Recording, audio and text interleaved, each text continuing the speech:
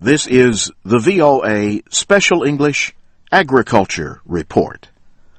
A drought across much of the United States is forcing farmers to make difficult decisions.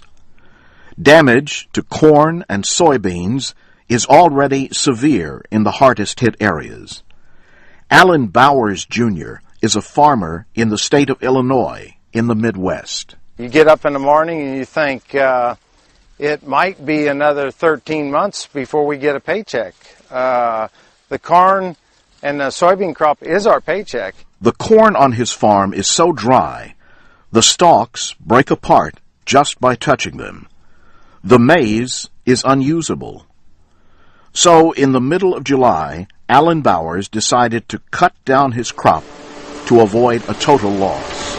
We are making what they call corn silage out of this for the animals, for the cows, and if you wait till it's completely dried up, it won't even make suitable feed for the animals. Alan Bowers and his wife, Lori, are hoping for a small insurance settlement to help them pay their bills until next year.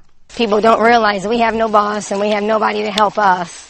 And it's tough. You have to work together. You have to work with a husband and a wife and family, and together try to work through it. The Bowers could also lose their soybeans to the record-high temperatures and lack of rain in the worst drought in more than half a century. And Alan Bowers says, if next year is anything like this, the farm itself may not survive. The farm has been in his family for 4 generations. The drought is reducing the depth of the Mississippi River, the nation's longest and most economically important waterway.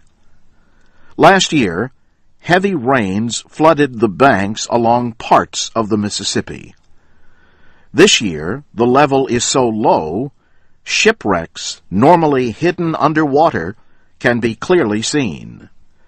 Jason Brown is a hydraulic engineer with the Army Corps of Engineers. So there's a lot of money at stake for these farmers, and there's other commodities that are coming down the river as well. It's not just grains, but it's also some chemicals are coming down the river, coal is coming down the river, various different things like that. 60% of all grain exported from the United States travels on barges along the Mississippi. An Army Corps of Engineers survey ship called the MV Pathfinder looks for places along the river that are not deep enough for traffic.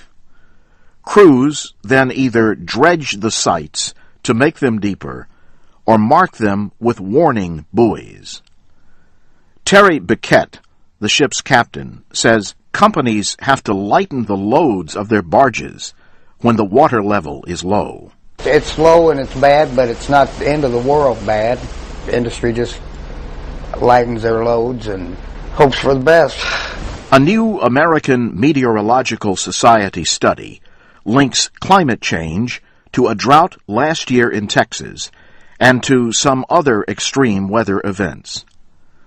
Natural conditions played a part, but the study found that human activity made the Texas drought 20 times more likely than in the 1960s.